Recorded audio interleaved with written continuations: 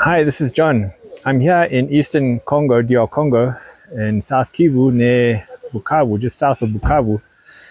And we've come to see some various projects that are going on for hybrid seed maize production.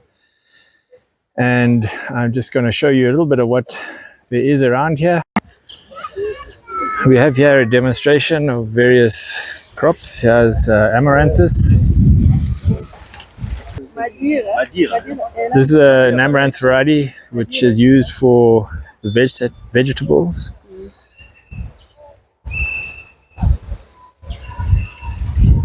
Over there we have some birds. Cabbages. Yeah. Eggplants.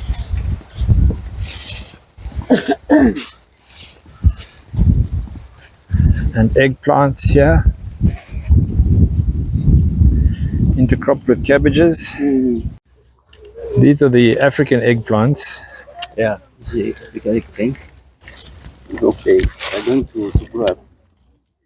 And these are vegetable beds for amaranth, sweet potatoes, here, carrots. And over there, we have some beds of construction.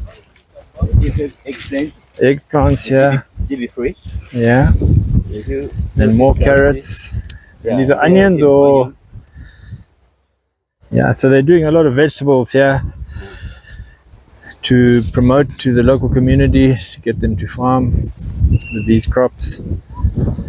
Even though we are limited to do something great, but we are trying. Copenhagen market cabbage, it's open pollinated variety.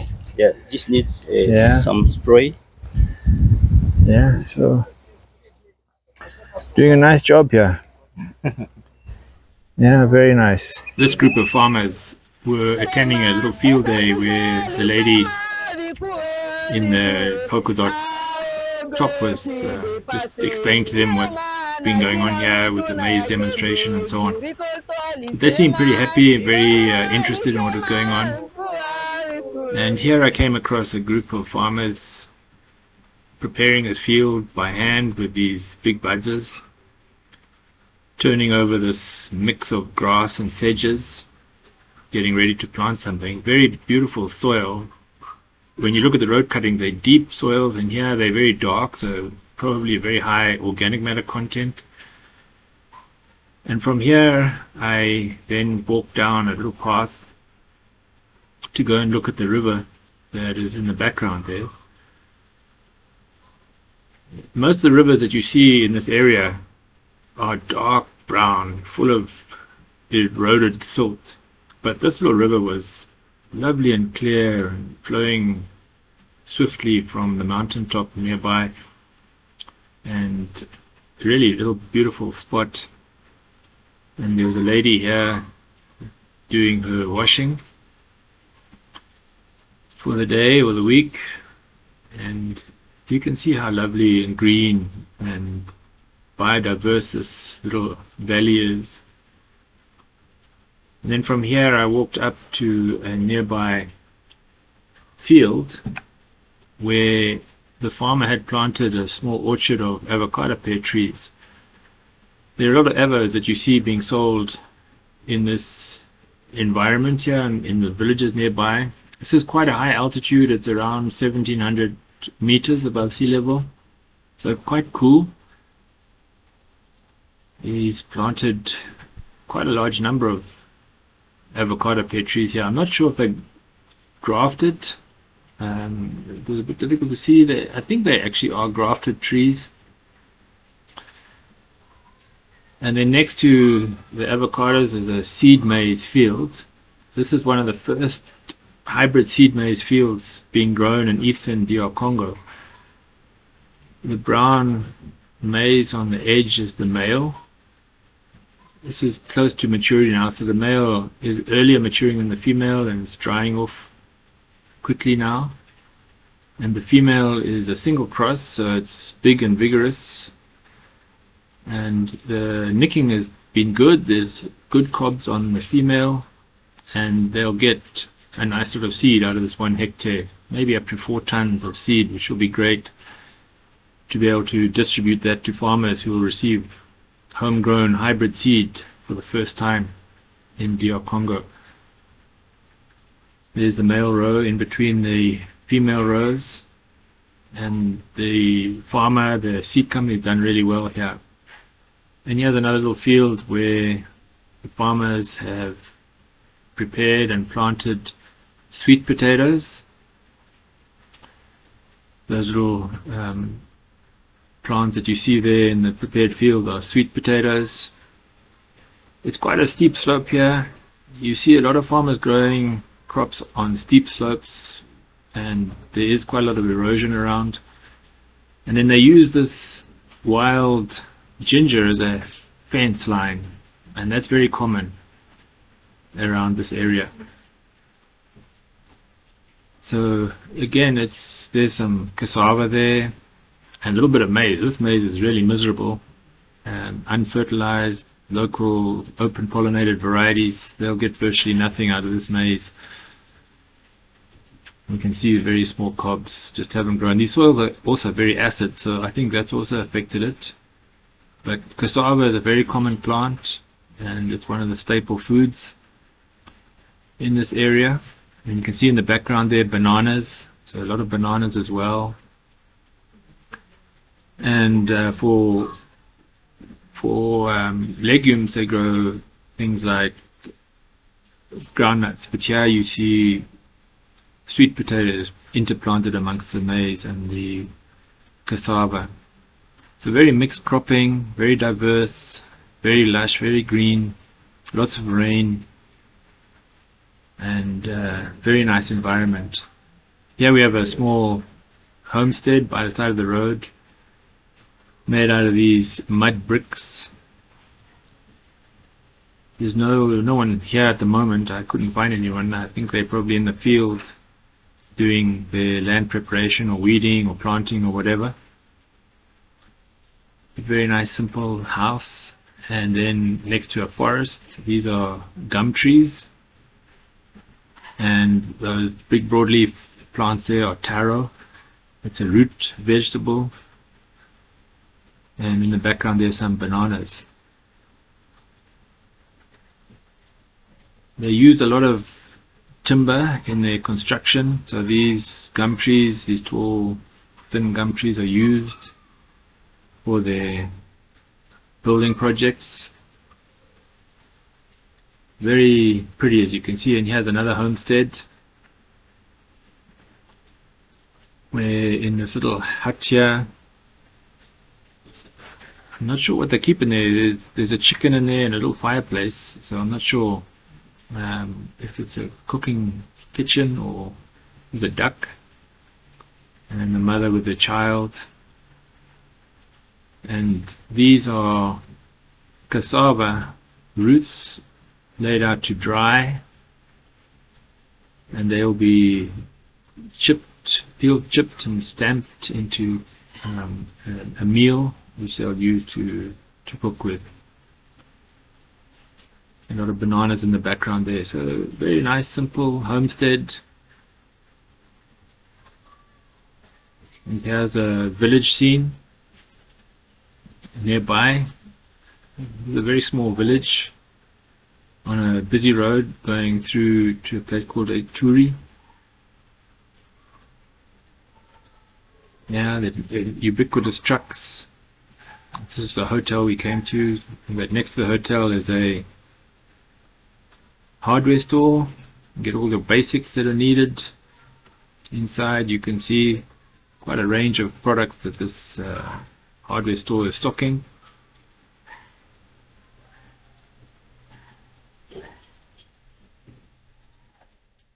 We came to this hotel for a bite to eat. Quite a respectable little joint. The rooms on either side. Didn't go into the room, but I'm sure they're quite adequate. And in the central eating area,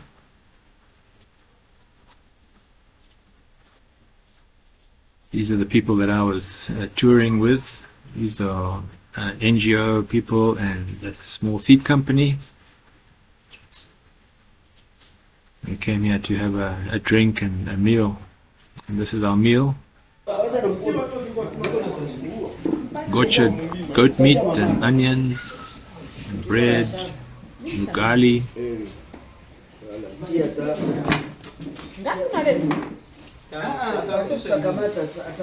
Yeah, it was very tasty, very nice. We had a good time.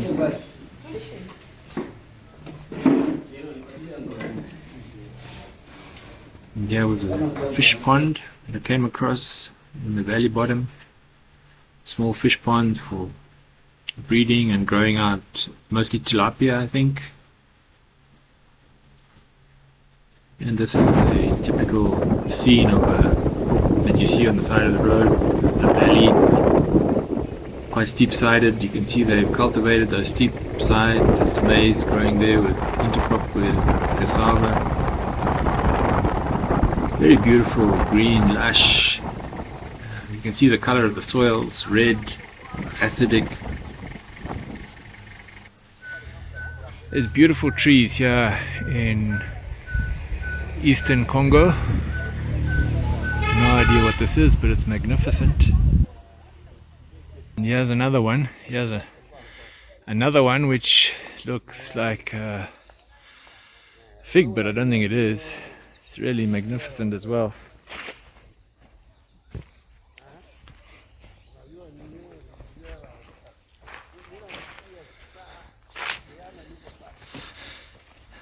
And then if you look down in the valley there, you can see some more very big trees. At one stage this must have been really fantastic forest. And you can imagine the gorillas in here. Must have been quite something 100 years ago.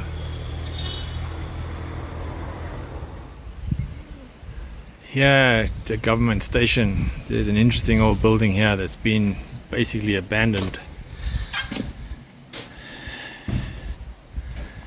An old furnace radiator here, and then a big old machine imported from Scotland, of all places.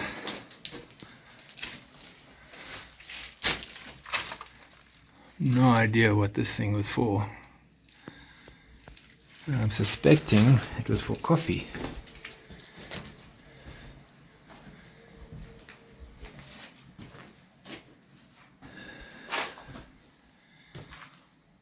Look at that amazing old thing. Something coming down from upstairs there. But as you can see, it's a big mess now. Nothing going on in here.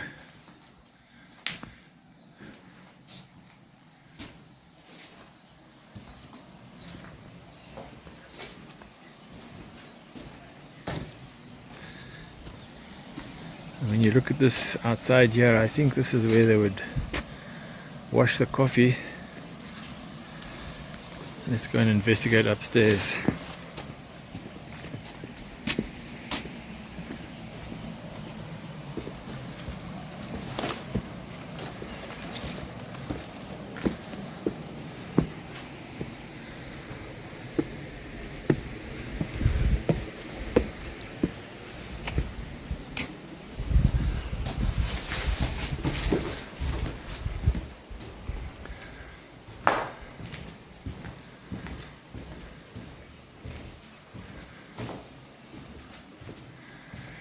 Yeah,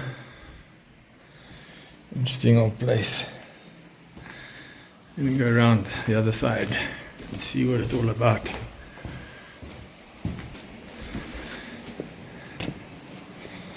Some old tanks in here.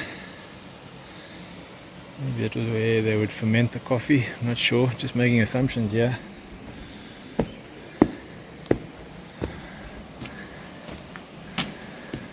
Yeah. These old machines for pulping the coffee. Yeah, removing the skins off the coffee.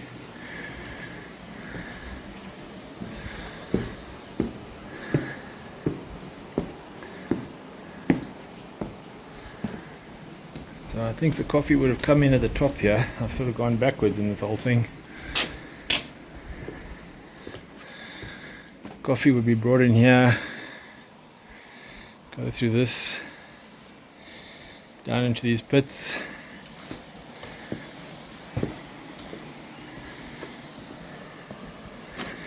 And then through the pulpers into the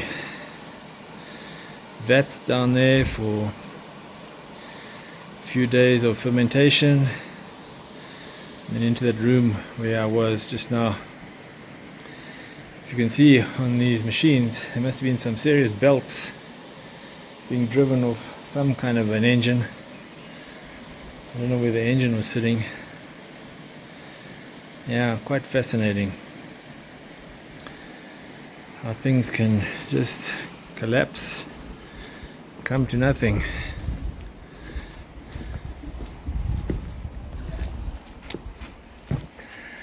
Must have been quite a setup at one stage. You can imagine it was humming.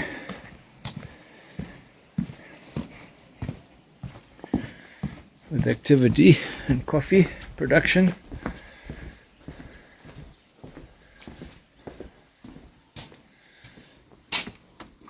Everything's locked up. Yeah. And then over here, let's go and see what was over here.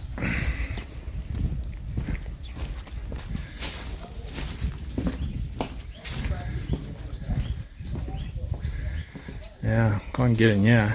It's all locked up.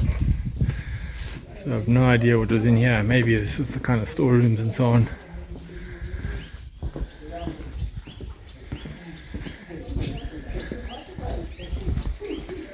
So here we've got some guys and ladies sorting beans. Bonjour. Bonjour. Yeah. These are beans. Oui, oui, yeah. Okay. Nice looking beans. This looks like Nua 45. And let's go inside, yeah, and see what we can find.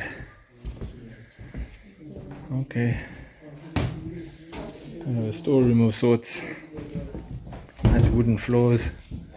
Bonjour. Oui, bonjour. Lots of bottles containing different beans. Yeah, I guess it's some kind of a bank, gene bank of haricot beans.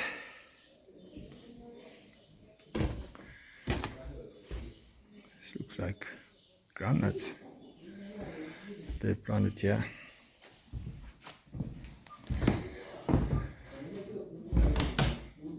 Germination test of something. Yeah. Must be from a bean experiment. All sorts of different kinds of beans. Fascinating.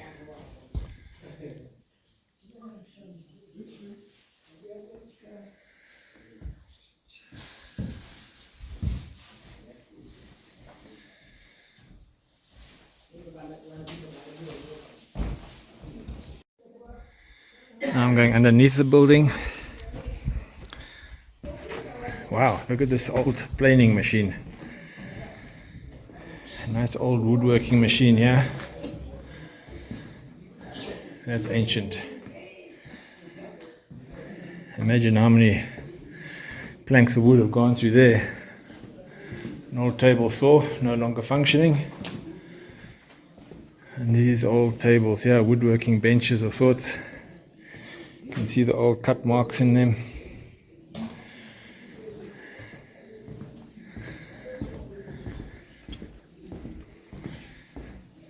Yeah, this is so amazing that there was once thriving activities here, and now there's nothing of real significance. And look at this old workshop here. No idea how old this is, but it could be 100 years old. Maybe less. The roof's caved in, yeah.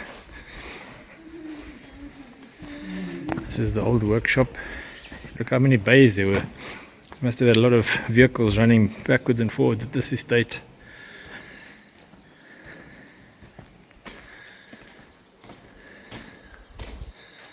All the vehicles there. It must be in some kind of way of tracking the service schedule for the different tractors and vehicles.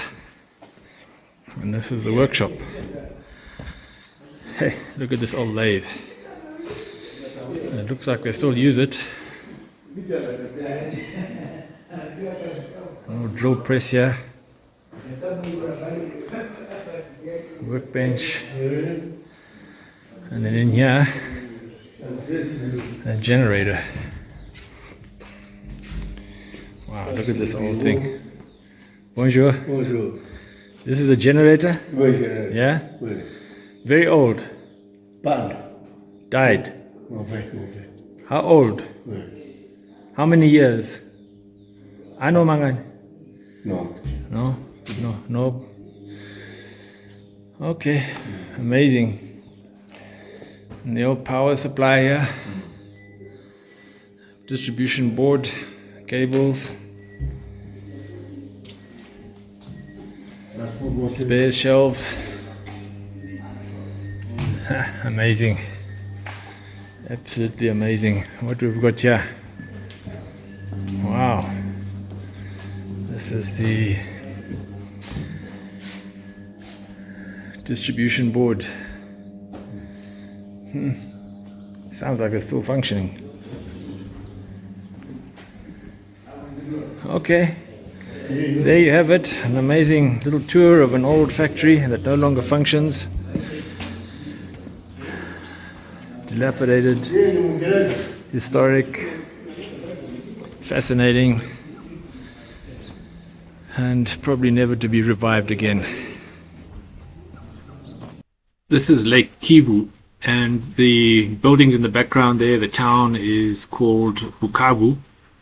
It's in eastern DR Congo in the province of South Kivu, and it's at the bottom end, the southern end of the Lake Kivu, and in the northern side of the lake there is a town or city called Goma, and they have this ferry, or a number of ferries actually, that run backwards and forwards between Bukavu and Goma. It takes about 3 hours on these big ships to get there, and you can see it's a very big ship, graceful, and they go up and down the lake ferrying people. You can see in the background there a number of other ships, and they have some smaller, what they call speedboats, which I guess carry 20-30 people, which only take an hour and a half to 2 hours to get from Bukavu to Goma. It's a very beautiful lake. An interesting thing about this lake, there are no crocodiles or hippopotamuses in it. The reasons they say is because it's very deep and the cutoff from the edge is very steep. But I think it's also cool. The water is cool, so it's not an ideal environment for crocodiles. But they do a lot of fishing in this lake, tilapia and what we call kapenta, these small fish which they dry. Very beautiful when you drive along the shore edge out of town. Yeah, it's really lovely. The city of Bukavu is very crowded. There are apparently about 2 million people in the city. It's right on the border with Rwanda, and it's all built on the hills around the lake, very steep hills. The houses are very much on top of each other, and here we have a group of farmers who we met at a field day, small field day, for a demonstration of maize hybrid. And yeah, they seem very interested in what's going on, and it's very encouraging to see the progress in agriculture in this eastern side of DR Congo. So much potential, so beautiful, so really so nice. And it was a very nice trip.